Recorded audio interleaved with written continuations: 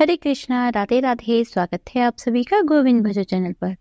आज के इस वीडियो में हम सुनने जा रहे हैं अन्नपूर्णा व्रत की कथा।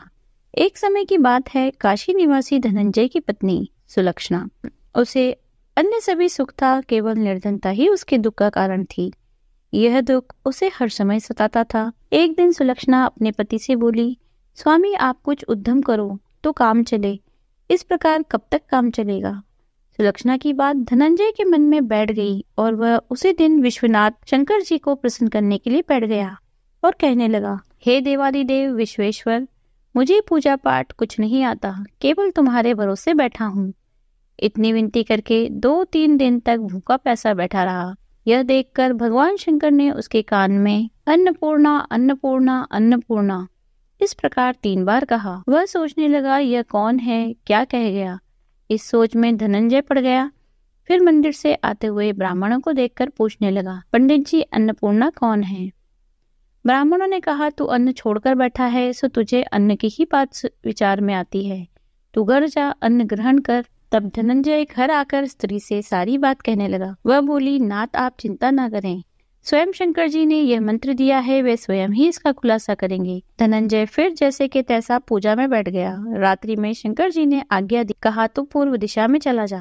वह अन्नपूर्णा का नाम जपता जाता, रास्ते में फल खाता जाता, झरनों का पानी पीता जाता। इस प्रकार कितने दिनों तक चलता गया। वहां उसे चांदी सी चमकती वन की शोभा देखने को मिली।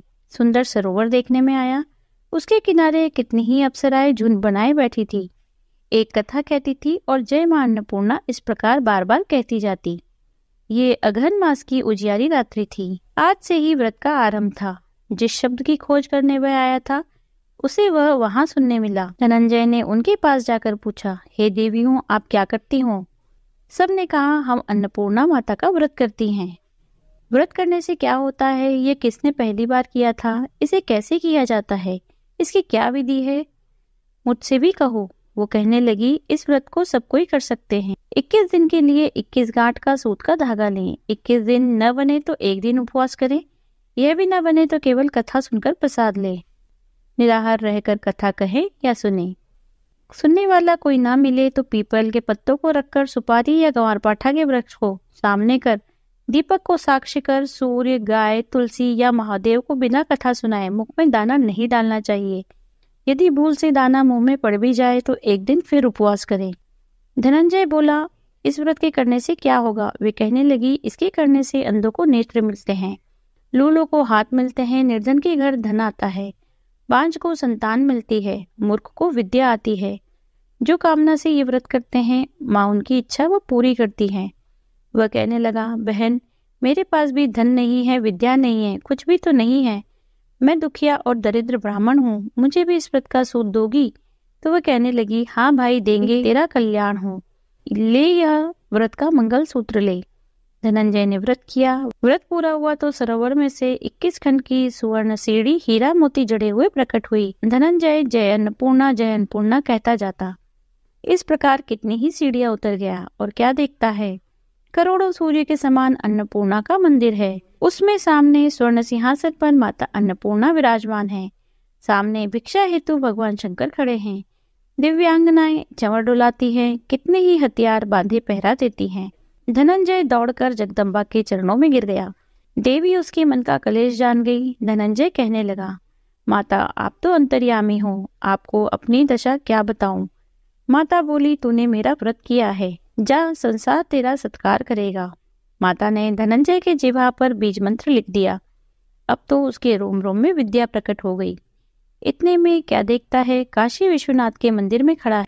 माँ का वरदान ले धनंजय घर आया। सुलक्षणा से सब बात कही। माता जी की कृपा से उसके घर में संपत्ति उमड़ने लगी। छोटा सा घर बहुत बड़ा गिना जाने लगा।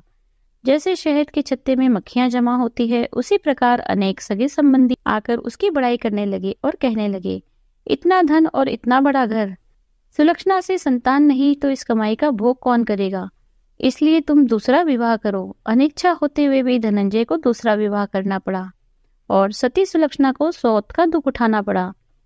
इस प्रकार दिन बीतते गए। फिर अघन मास आया।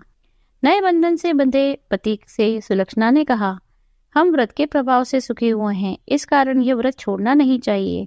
यह माता जी का ही प्रताप है जो हम इतने संपन्न और सुखी हुए हैं। सुलक्षणा की बात सुनकर धनंजय उसके पास आया और व्रत में बैठ गया। नई बहू को इस व्रत की खबर नहीं थी। वह धनंजय के आने की राह देखती रही। दिन बीतते गए। व्रत पूरा होने में 3 दिवस बाकी थे। नई बहू को खबर मिली। उसके मन में ईर्ष्या की ज्वाला दधक रही थी।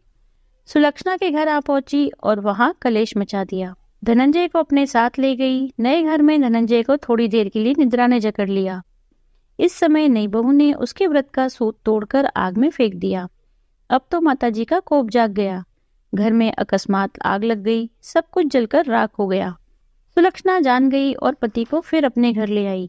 नई बहू रूठकर पिता के घर जा बैठी। सुलक्षणा बोली, नाथ आप घबराना नहीं, माताजी की कृपा है। पुत्र को पुत्र हो जाता है पर माता को माता नहीं होती। अब आप श्रद्धा और भक्ति से आराधना शुरू करो, वे जरूर हमारा कल्याण करेगी। धनंजय फिर माता की आराधना करने लगा। फिर वही सरोवर सीढ़ी प्रकट हुई। उसमें माँ अन्नपूर्णा कहकर उतर गया। जाकर माँ जी के चरणों में रुदन करने लगा। माता प्रसन्न हुई और बोली, यह मेरी मूर्ति ले जा, इसकी पूजा करना तो फिर से सुखी हो जाएगा। तुझे मेरा आशीर्वाद है। तेरी स्त्री सुलक्षणा ने श्रद्धा से मेरा व्रत किया है, उसे मैंने पुत्र दिया। धनंजय ने आंखें खोली तो खुद को काशी विश्वनाथ के मंदिर में खड़ा पाया। वहां से उसी प्रकार घर को गया। इधर सुलक्षणा के दिन चढ़े और महीने पूरे होते ही पुत्र का जन्म हुआ। गांव में आश्चर्य की लहर दौड़ गई। मान्यता आने लगी। इस प्रकार उसी गांव के निसंतान सेठ के पुत्र होने पर उसने माता अन्नपूर्णा का मंदिर बनवा दिया। उसमें माताजी धूमधाम से पधारी, यज्ञ किया और धनंजय को मंदिर के आचार्य का पद दे दिया। जीविका के लिए मंदिर की दक्षिणा और रहने के लिए बड़ा भवन बनवा दिया। धनंजय स्त्री पुत्र सहित वहां रहने लगा। माताजी के चढ़ावे में भरपूर आमदनी होने लगी। उधर नई बहू के पिता के घर डाका पड़ा। सारा सामान लुट गया। वे भीख मांगकर पेट भरने लगे। सुलक्षणा ने यह सुना तो उन्हें बुला भेजा। अलग घर में रख दिया। उनके अन्न वस्त्र का प्रबंध किया। धनंजय, सुलक्षणा और उसका पुत्र माताजी की कृपा से आनंद से रहने लगे। माताजी ने जैसे इनके भंडार भरे वैसे सबके भंडार भरे। बोलो अन्नपूर्णा मैया की जय। यदि आपको वीडियो पसंद आई है तो लाइक कीजिए, शेयर कीजिए, कमेंट कीजिए। यदि आप चैनल पर नए हैं तो चैनल को सब्सक्राइब कर लीजिए। बेल आइकन को प्रेस कर दीजिए जिससे नए वीडियोस की नोटिफिकेशन आपको तुरंत मिल जाए। मिलते हैं अगले वीडियो में। हरे कृष्णा, राधे राधे।